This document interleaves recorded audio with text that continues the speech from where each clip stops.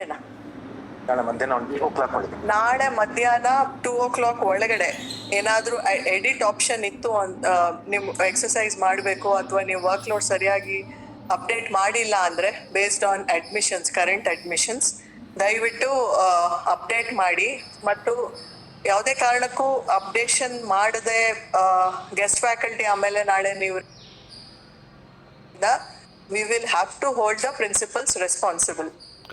ಒಂದು ಚೆಕ್ ಮಾಡಿದೀರಾ, ಎಲ್ಲರೂ ಅಪ್ಡೇಟ್ ಮಾಡಿದಾರ? 6 ತಿಂಗಳು 1 ವರ್ಷದ ಹಿಂದಿನ ವರ್ಕ್ ಲೋಡ್ ಯಾರು ಅಪ್ಡೇಟ್ ಮಾಡಿಲ್ಲ ಈ ವರ್ಷಕ್ಕಿದೆ ಮಾಡಿದಾರಲ್ಲ, JDs also have approve. Okay, so ಅದು ಒಂದು. ಮತ್ತೆ ಆ 25 ಮೆಂಬರ್ಸ್ ಒಂದು ಮಾಡಿಬಿಡ್ಬೇಕಿತ್ತಲ್ಲ ನಾಳೆ. ಇವ್ರಿಗೆ ಹೇಳ್ಬೇಕಲ್ಲ ಅದು.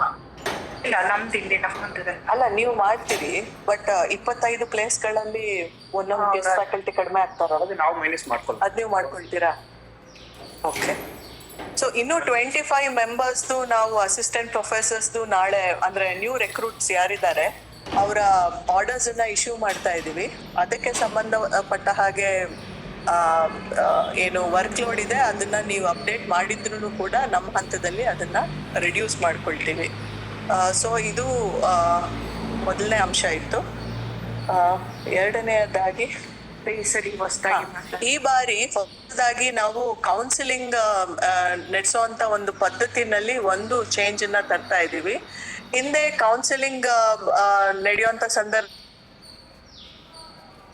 ಅಥವಾ ಮೆರಿಟ್ ಲಿಸ್ಟ್ ಅಲ್ಲಿ ಇರುವಂತ ಎಲ್ಲಾ ಗೆಸ್ಟ್ ಫ್ಯಾಕಲ್ಟಿ ಅವ್ರದೇ ಆದಂತಹ ಲಾಗಿನ್ಗಳಲ್ಲಿ ಲಾಗಿನ್ ಆಗ್ಬಿಟ್ಟು ಈ ಕೌನ್ಸಿಲಿಂಗ್ ನಲ್ಲಿ ಭಾಗವಹಿಸ್ತಾ ಇದ್ರು.